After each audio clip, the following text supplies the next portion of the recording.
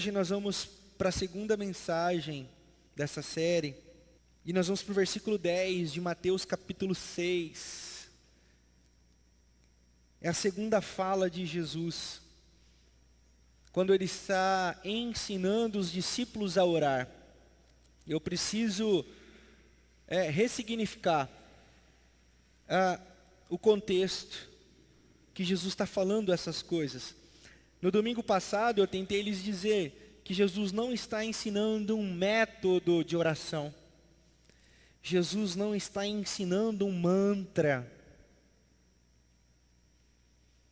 Eu disse que de nada adianta nós terminarmos a nossa celebração, darmos as nossas mãos e vamos orar o Pai Nosso, a oração que Jesus nos ensinou.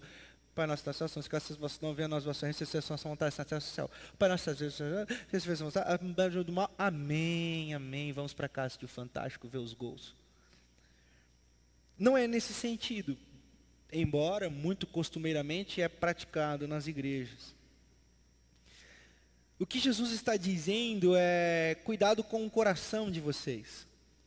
Cuidado com o coração que vocês vão diante de Deus. E vocês se lembram que eu disse que Jesus está dentro do contexto do Sermão do Monte.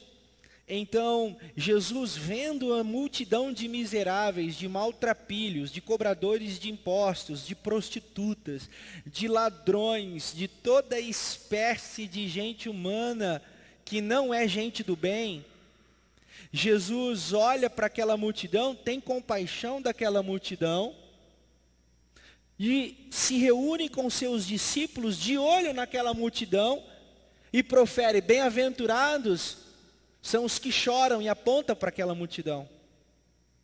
Bem-aventurados são os pobres de espírito, bem-aventurados são os pacificadores, bem-aventurados são os que choram, bem-aventurados são aqueles que têm fome e sede de justiça, apontando para aquela multidão. E é para essa multidão que ia ter um encontro com ele, depois um encontro com os discípulos, que ele disse: eles, e ele diz vocês no contexto geral, são sal da terra e luz do mundo. E depois, apontando para a sinagoga, Jesus fala assim: quando vocês forem orar, não orem como aqueles caras que estão lá. Porque aqueles caras, quando oram, eles oram em pé nas sinagogas, nas praças, e eles já receberam a recompensa deles. Qual é a recompensa que eles já receberam? Os aplausos, a admiração de toda a população. A oração deles não é que Jesus está dizendo que foi atendida, não. Porque a expectativa de quem ora em pé na praça é uma, senão outra: receber aplausos e admiração. Quão santo é, que ungido de Deus é, que fera, esse é o cara. E aí todo mundo pagava pau para esse cara. E eles já tinham recebido a recompensa que eles queriam ao orar em público. Jesus fala assim: quando vocês forem orar, não orem como eles.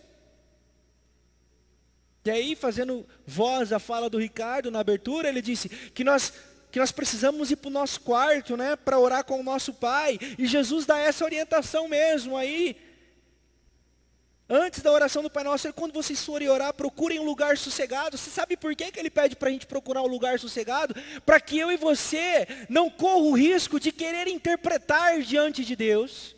Para que a gente fique sozinho, para que somente Deus seja o nosso espectador, o espectador da nossa fala. Então a gente não precisa querer impressionar. Então por isso que ele recomenda: orem sozinhos.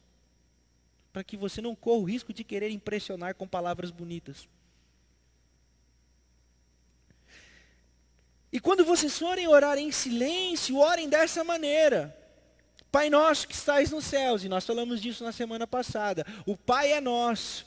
O sentido que Jesus já implica aqui é de um Pai coletivo, de um coletivo. Não é um Pai agora de uma etnia.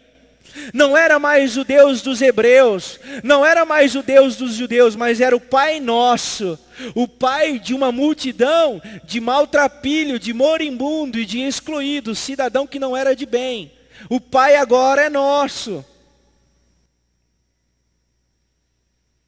que estás nos céus, santo é o teu nome. Nós falamos já sobre isso. Se você quiser saber o que nós falamos, tem aí no YouTube, no Facebook, no Spotify, no Teaser? É Deezer, sei lá. É isso aí, você já sabe melhor que eu. Tá tudo aí. E hoje nós vamos para a segunda parte, que é quando Jesus fala assim: venha o teu reino, diz o versículo 10. Seja feita a tua vontade, assim na terra como no céu. Que o Senhor possa falar aos nossos corações aqui essa noite. Essa é a minha oração. Enquanto nós cantávamos ali, a minha oração era: Senhor, que o Senhor possa falar com o teu povo.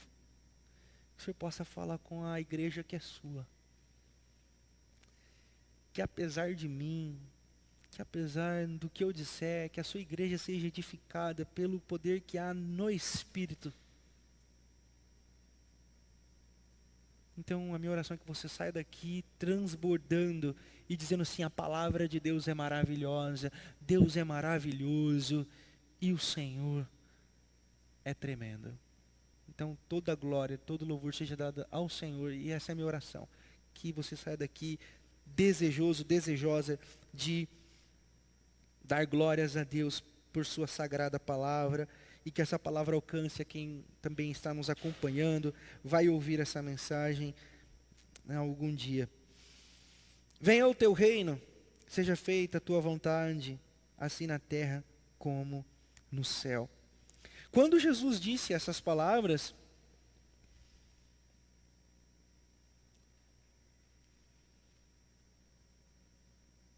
ele disse dentro de um contexto.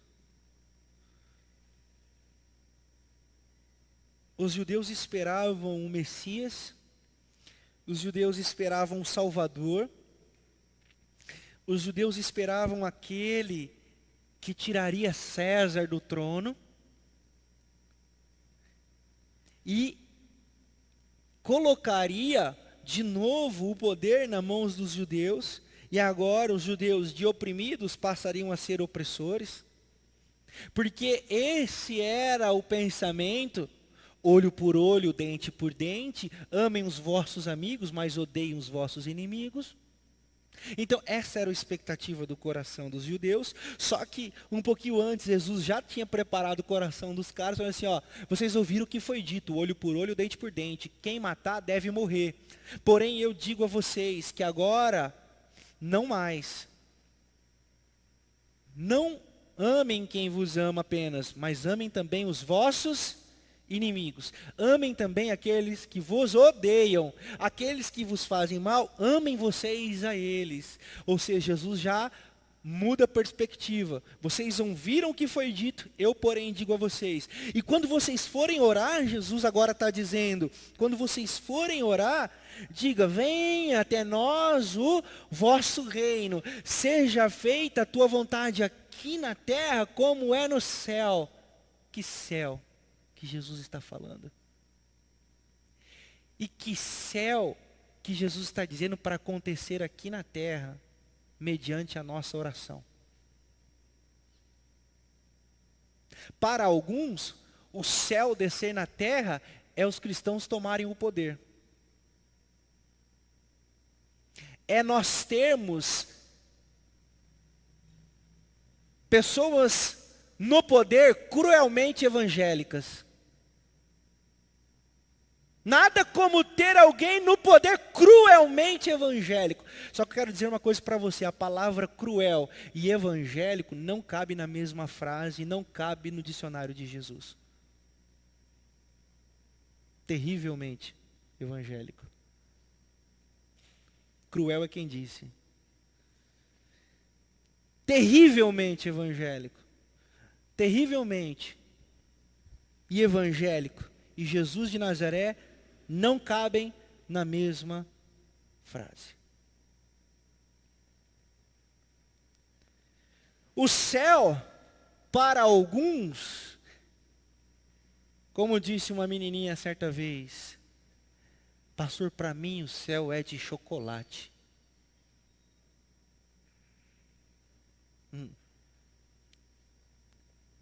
Para alguns o céu é feito de ruas de ouro. Mas quando Jesus diz, venha até nós o teu reino e seja feita a tua vontade aqui na terra como é no céu, a revelação da Sagrada Escritura em Apocalipse capítulo 22 nos testificam o céu que João viu, é o céu que Jesus estava ensinando aqui. Porque lá em Apocalipse 22, nós temos 3 perspectivas de céu. A primeira perspectiva que nós temos do céu é que o céu é belo. A beleza no céu. Então quando nós oramos, vem até nós o teu reino, nós estamos dizendo que o céu aconteça aqui agora. Nós somos admiradores da beleza. Nós louvamos a beleza, nós louvamos o que é belo. Nós cantamos que há beleza no mundo. E nós admiramos o que é belo. Por quê? Porque o céu é belo, diz João. E a segunda perspectiva que João trabalha ali em Apocalipse, quando ele fala que ele viu o céu, o cubo perfeito, com metragem perfeita, que havia muita beleza, ele também diz que havia muita saúde, ele diz que havia muita sanidade, que havia muito conhecimento. O céu tem a ver com sanidade, o céu tem a ver com equilíbrio, o céu tem a ver com boa consciência. Me parece que às vezes a religião caminha ao contrário da sanidade, produz loucos, produz fanáticos, produz bitolados, produz gente que adora a morte, produz gente que adora sacrifício. Como eu falei aqui semana passada, a religião produz um tipo de gente que se vangloria de acordar às 5:30 da manhã para orar e achar bonito. Pastor, estou orando às 5:30 da manhã, eu falo, Deus te abençoe, mas não me espera. Por quê? Porque quando nós desejamos fazer alguma coisa para Deus, nós não pegamos um poema de Fernando Pessoa e vamos lá na base da nuvem, no pôr do sol, e vamos ler para Deus um poema do Fernando Pessoa. Por quê? Porque nós temos dificuldade com a sanidade, nós temos dificuldade com a beleza. Por quê? Porque o nosso céu é manchado de sangue, o nosso céu é um céu de sacrifícios. Então nós começamos a perder a compreensão do que é o céu. E quando Jesus está dizendo, vem até nós o teu reino e que seja feita a tua vontade aqui na terra como é no céu, ele está falando de beleza, ele está falando de sanidade, ele está falando de admirarmos o que é bom, o que é belo e vivermos o que é bom, o que é belo. E ele não está falando de sacrifício, ele não está falando de penitência, ele não está falando de campanha para conseguir algo, ele está falando de beleza e ele está falando de saúde. E terceiro, João diz que quando ele viu o céu perfeito, ele contemplou a justiça. Venha até nós o teu reino, seja feita a tua vontade aqui na terra como é no céu. No céu há justiça. No céu não há fome. Porque no céu ninguém acumula pão. No céu há pão para todo mundo. No céu ninguém morre de frio. Porque no céu há morada para todo mundo. João capítulo 14 diz que Jesus foi para a casa do Pai preparar um lugar para todo mundo, porque no céu todo mundo tem direito a casa.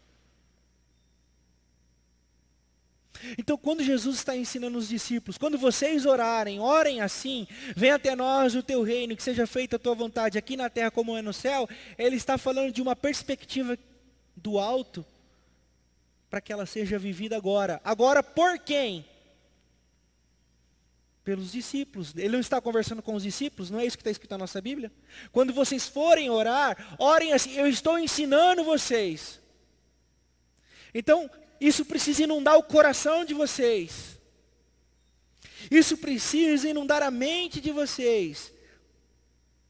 E Jesus está falando com os discípulos, olhando para quem? Para uma multidão de pecadores. Que o céu venha até vocês. Que o céu encontre a vida de vocês. Eu ainda estou no contexto, pessoal, ainda estou dando um contexto. Uma outra coisa que os discípulos ouviram quando Jesus falou: vem até nós o teu reino, seja feita a tua vontade aqui na terra como é no céu. Eles ouviram o texto de Isaías, capítulo 61, versículo 1 e 2. Pois ele me ungiu para pregar as boas novas aos cativos, libertação boas novas aos oprimidos, libertação aos cativos. Lido por Jesus na sinagoga, como registra o Evangelho de Lucas, capítulo 4, a partir do verso 17. Jesus entrou na sinagoga, o auxiliar da sinagoga deu o texto sagrado a Jesus, e Jesus abriu e que texto? Isaías 61, capítulo 61, versículo 1 e 2, e leu: porque o Espírito do Senhor está sobre mim. O Espírito do Senhor está sobre mim para pregar o quê? O ano aceitável do Senhor. A boa nova do reino de Deus é o ano aceitável do Senhor. Se você pegar o texto anterior de Jesus, ele vem dizendo assim, ó: arrependei-vos, pois o reino de Deus está próximo. Arrependei-vos, pois o reino de Deus está próximo. E ele estava falando de quem? Dele. De uma inauguração, de uma nova perspectiva no relacionamento para com Deus. Então, quando os discípulos ouviram reino, boa nova, na cabeça dos discípulos passou o quê? Irmãos, dentro da tradição judaica, existe o jubileu. Quem já ouviu a palavra jubileu? Todo mundo já ouviu a palavra jubileu? De onde vem a palavra jubileu? A palavra jubileu vem da tradição judaica, que são o seguinte: 7 anos, 7 vezes, dá 49 anos. No 50º ano, acontece o jubileu. E o que acontece no jubileu? Que esse é o ano do Senhor. Ok? Beleza? Nesse ano aceitável do Senhor, eu vou dizer uma coisa para vocês: acontece o seguinte: todo aquele que está endividado tem a dívida perdoada. Todo aquele que perdeu a sua terra por conta de dívida tem a sua terra devolvida. Todo aquele que foi escravizado por conta de dívida é liberto. No ano do jubileu, a boa notícia vem sobre os judeus, dizendo assim, ó: todo aquele que tem dívida é perdoado, todo aquele que é escravizado é liberto, todo aquele que teve a sua terra tomada, tem ela devolvida. Amém? Isso acontece depois de uma sequência de 7 anos. 7 anos, 7 anos, 7 anos, 7 anos, 7 anos. 7 vezes, no 50º ano, as pessoas tem um jubileu no dia do Yom Kippur, que dentro da tradição judaica é o dia do perdão. Pastor, o que isso tem a ver com o Pai Nosso? Calma, cocada. Eu vou chegar lá. Quando os judeus ouviram sobre a boa nova do reino de Deus, e quando Jesus lê na sinagoga, Isaías capítulo 62, Jesus está dizendo de uma nova perspectiva do reino de Deus. Que o reino de Deus é uma boa notícia. E que a boa notícia do reino de Deus acontece aqui agora na terra. E que agora, a partir de Jesus, o ano aceitável do Senhor não precisaria mais esperar 50 anos. Mas era o dia que se chama hoje. Então eu vou fazer uma pergunta para você. A boa nova do reino de Deus, ela favorece mais a quem deve ou a quem tem devendo?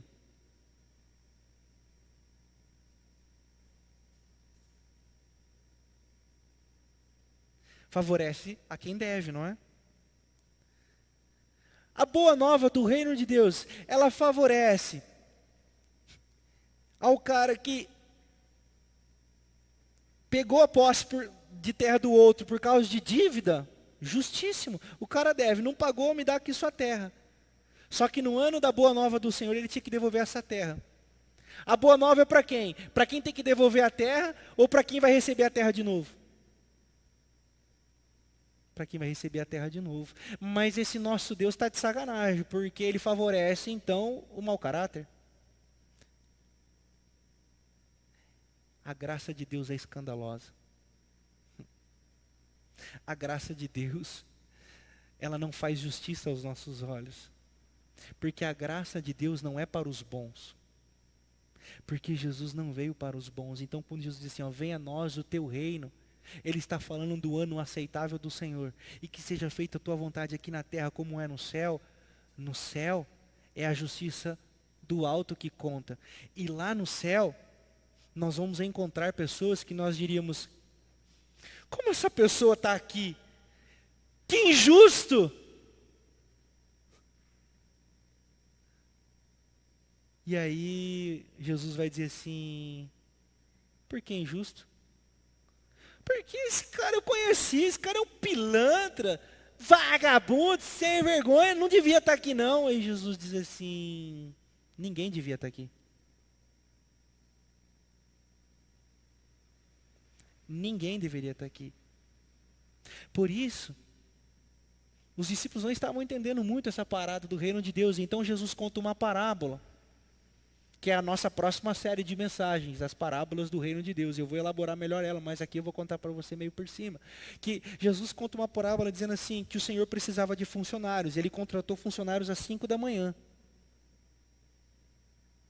Só que o trabalho na vinha continuou durante todo o dia e perto da hora do fechamento do horário da tarde, um pouquinho antes de fechar o horário, o Senhor também contratou alguns funcionários. E como é que funciona? No final do dia, todos os funcionários se reúnem para o Senhor pagar. E Jesus continua dizendo, ele diz assim, ó, que para os que foram contratados às 5 da manhã, o Senhor pagou 100 moedas. Eu não me recordo agora, 100 moedas. E para os que foram contratados no final da tarde, trabalharam bem menos, ele pagou quanto? 100 moedas. E quem trabalhou cedo disse o quê? Injustiça! Injustiça! Chefe injusto! Nós temos uma tendência a querer ser favorecidos, a querer ser glorificados. Nós temos uma tendência em diminuir o outro para que a gente cresça. Nós temos uma tendência em nos gloriar na pequenez ou na diferença que nós temos para com o outro. Muitas vezes as pessoas querem ter as coisas para se sentirem superior às outras. As pessoas buscam casas para se sentirem melhores que as outras. As pessoas procuram morar em condemônios para se sentirem melhores do que as outras. Eu não errei a palavra, eu disse condemônio mesmo. Para se sentirem maiores do que as outras. Por quê? Porque essa é a lógica de um reino que não é do céu. Essa é uma lógica de um reino que não é do céu. Eu estava ouvindo, só para dar uma variada, o meu amigo Ed Renekiewicz, e ele disse uma coisa muito interessante. Ele disse que ouviu, eu achei que só eu que não gostava de coach, mas ele também não gosta.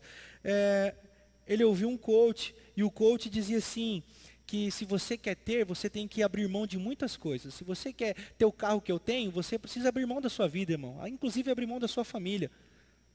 O coach disse isso, ok? Se você quiser jantar nos restaurantes que eu janto, abra mão dos seus relacionamentos. E se esforce, trabalhe duro, que aí você vai chegar onde eu chego. Se você quer conquistar voos maiores, abra mão da sua vida. Abra mão do seu descanso.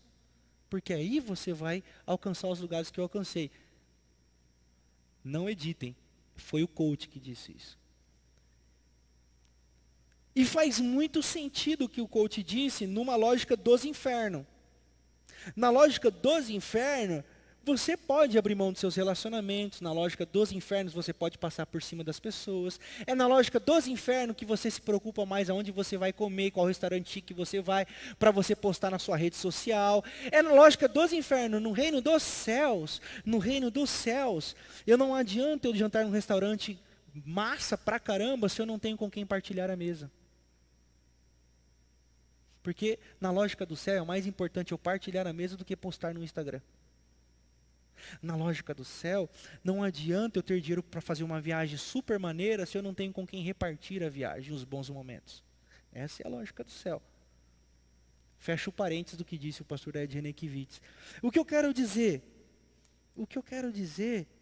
é que a boa nova do Yom Kippur da tradição judaica, do jubileu da tradição judaica, ecoam na voz de Jesus, agora não mais como 7 anos vezes 7 para esperar chegar o 50º ano.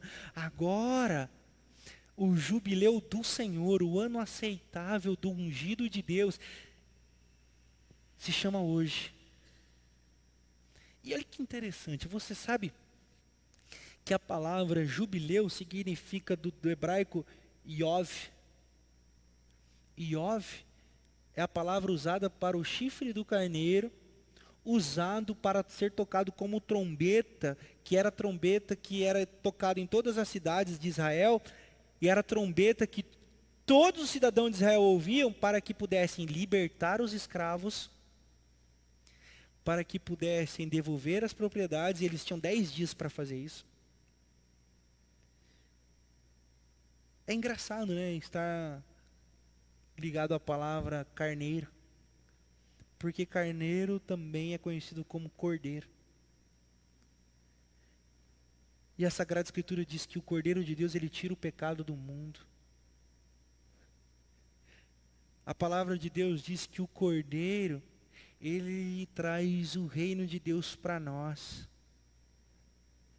E quando o reino de Deus chega até nós, nós somos alcançados com graça, misericórdia e acolhimento. Todas as nossas dívidas são esquecidas. Todo o nosso pecado é de fato apagado.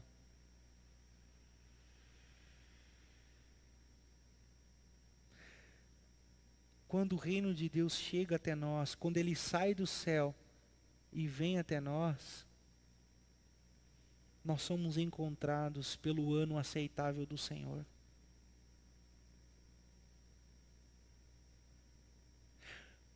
Por isso eu quero dizer uma coisa para você numa primeira perspectiva do Evangelho, porque o Evangelho tem duas perspectivas, viu, irmãos? A primeira perspectiva é como ele nos atinge. A segunda perspectiva é como respondemos ao Evangelho quando somos atingidos por ele. Então, a primeira perspectiva, eu queria dizer para você que essas verdades do Evangelho atingem você. Não é a sua casa, não é o seu carro, não é a sua dívida, não são os seus fracassos que dizem quem você é. O amor de Deus e a graça de Deus olham para você e te chamam pelo seu nome como pessoa.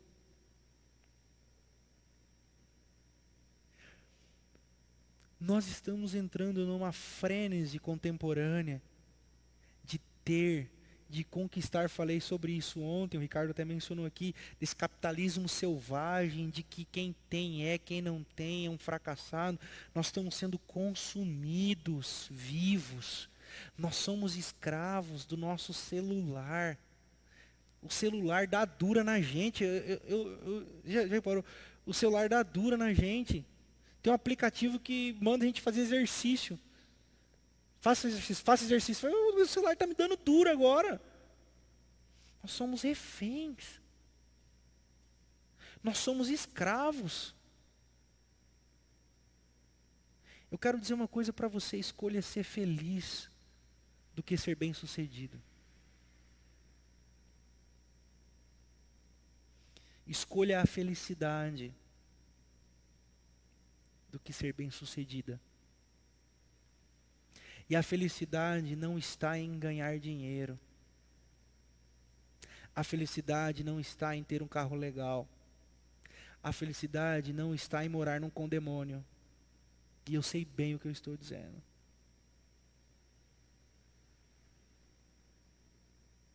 Não está.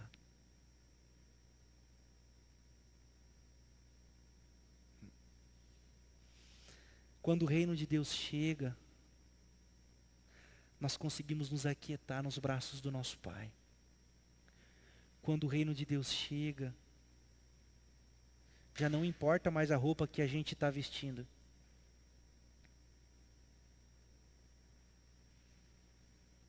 Quando o reino de Deus chega, a simplicidade começa a fazer muito mais sentido para a gente. Pequenos e bons momentos. E quando nós somos atingidos por esse céu, como que nós respondemos a isso? Quando nós somos atingidos pela oração, vem até nós o teu reino, e quando o reino atinge a gente. Pastor, como é que eu sei que eu fui atingido ou atingido pelo reino? Como que eu sei que o céu veio até mim? Não é pelas suas palavras, porque na sua cabeça você pode concordar com tudo isso.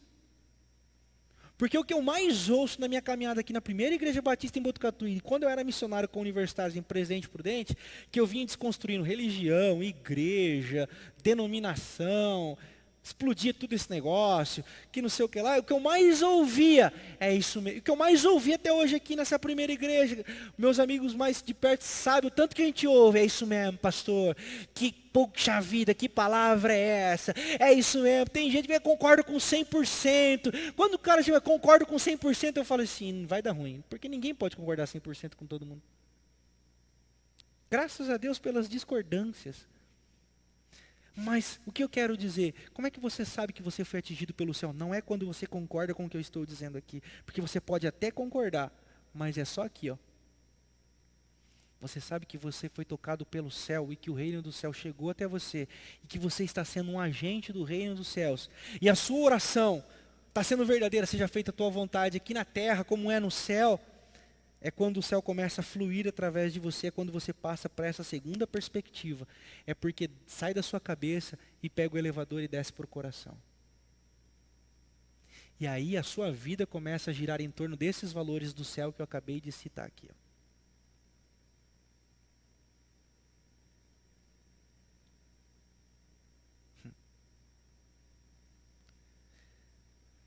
Em larga escala, não vou falar não, deixa eu mudar de assunto. Nós somos atingidos pelo céu. E o céu passa a atingir pessoas através da gente. Então você já não ajuda mais o outro porque você é da igreja. Você começa a servir e ficar atento às dores do outro porque você se parece com Jesus. E porque a dor do outro começa a te incomodar. Sabe por quê? Porque o contexto da oração do Pai Nosso está assim, ó. Bem-aventurados os que choram. Às vezes a lágrima não é sua, né? Mas nós nos tornamos humanos o suficiente para chorar a lágrima de quem está chorando. Não foi isso que o apóstolo Paulo disse no Romanos capítulo 14? Vocês precisam estar prontos para chorar com os que choram e se alegrar com os que estão alegres. Isso é manifestação do céu. Hoje quem está chorando? Hoje quem chora são os índios. Líderes de uma tribo foram mortos cruelmente. Mas que se dane, né? Não é problema nosso. Não é nosso, né? Morreu mais um, ai que se lasque.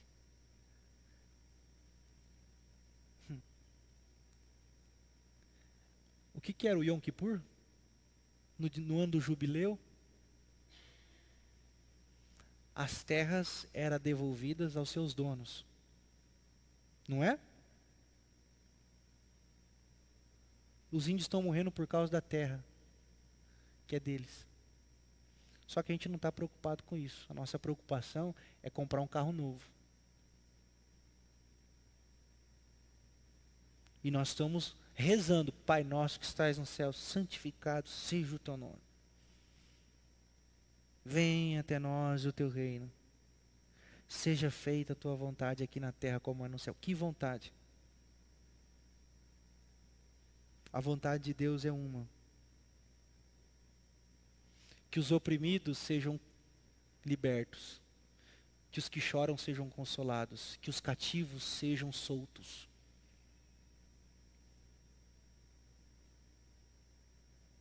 Não é? E lá em Mateus capítulo 23, tem um lembrete muito pesado para todos nós que frequentamos igreja. Para mim também, como pastor. Evangelho de Mateus, capítulo 23. Eu não sei se Jesus estava mal-humorado naquele dia, mas que ele desceu a lenha nos caras, ele desceu. Esse negócio de comunicação não violenta não colava muito com Jesus, não. Ele desceu o cacete. Ai de vocês, bando de víboras, fariseus, sepulcro caiados, vocês da religião, vocês que ficam dando glória a Deus aí para passarinho que bate a asa do nada, glória a Deus, mas são incapazes de amar a pessoa que passa fome do seu lado. Vocês são um bando de hipócritas, vocês estão preocupados com a jovem que engravida, mas não tira a trave do olho de vocês, porque vocês roubam o dinheiro das pessoas. Vocês usurpam a fé das pessoas. E Jesus usa um termo, irmãos, que ainda bem que foi ele, não foi eu. Porque se fosse eu, ninguém mais ficava na igreja. Mas como é Jesus, a gente entende. Ele fala assim, vocês produzem filhos do inferno 2 vezes. Porque vocês não entram, e ainda vocês impedem aqueles que seguem vocês de entrar. Eu falei, Nossa Senhora dos crentes. Que paulada foi essa? Mas paulada em que sentido? Num céu que parecia céu, mas não era céu. Num céu que andava muito bem vestido, num céu de palavras bonitas, num céu de fala teológica coerente, num céu de campanha de cesta básica, num céu que cantava e chorava na hora do louvor, num céu que era descolado, tinha barba, tatuagem, camisa xadrez, num céu todo descolado. E Jesus fala assim, não é esse céu que eu quero.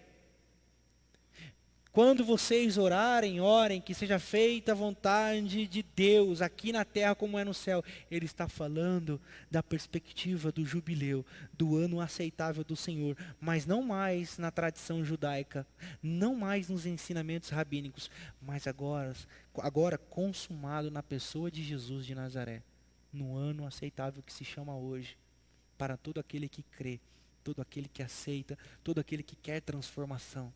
E todo aquele que deseja que o mundo seja melhor.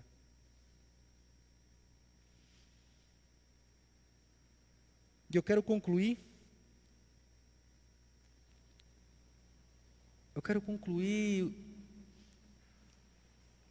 Usando a fala de um rabino.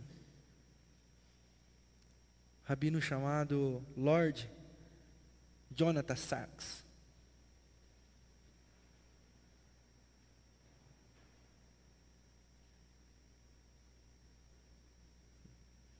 Ele diz que fé não é certeza. Fé é uma consciência que nós temos de que nós não estamos sozinhos nessa dura jornada de fazer do mundo um lugar de paz e de vida. Vou repetir. Fé não é uma certeza, ou seja, não é uma área de segurança. Fé é a coragem para viver na incerteza, mas numa plena convicção de que Ele está ao nosso lado, nos ajudando na difícil tarefa de tornar esse mundo um lugar de paz e de vida. Quem sabe você tem se sentido sozinho, né?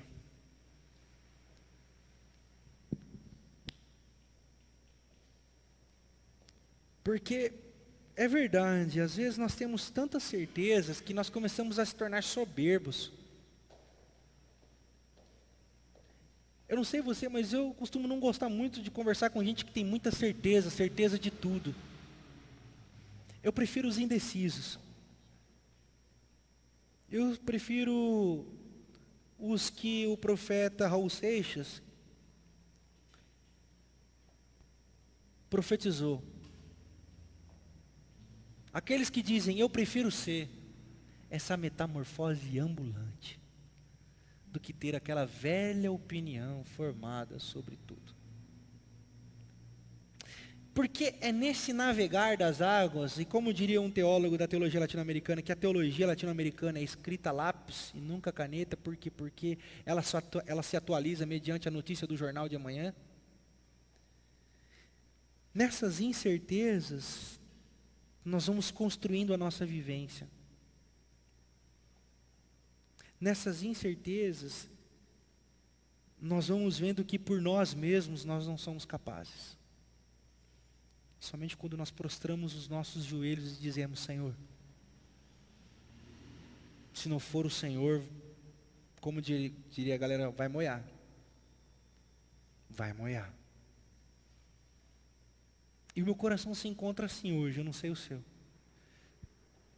Hoje eu estou de joelhos, dizendo assim, Senhor, me dá força, senão vai moiar. Porque o céu é uma realidade, mas a religião, as notícias que eu leio no jornal, dizem para mim que é impossível o céu acontecer. E o Senhor Jesus vem e diz assim, ó, Renato, a minha graça te basta. Você não está sozinho. E eu quero dizer isso para você também essa noite, você não está sozinho. Mas será que o seu coração clama por paz? Será que o seu coração sangra pela vida? Ore ao Senhor essa noite. Peça para que Ele coloque em você movimentos do céu. E que esse céu atinja a sua vida de maneira grandiosa, sobrenatural. Que você encontre forças no Senhor. Para onde você passar, você proclamar o ano aceitável do Senhor. O ano do perdão, o Yom Kippur.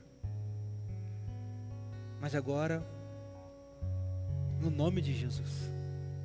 Por isso que eu convido você a se colocar de pé. Você que tem se sentido sozinho, você que tem se sentido cansado. Que o Senhor te fortaleça. Que o céu te abrace.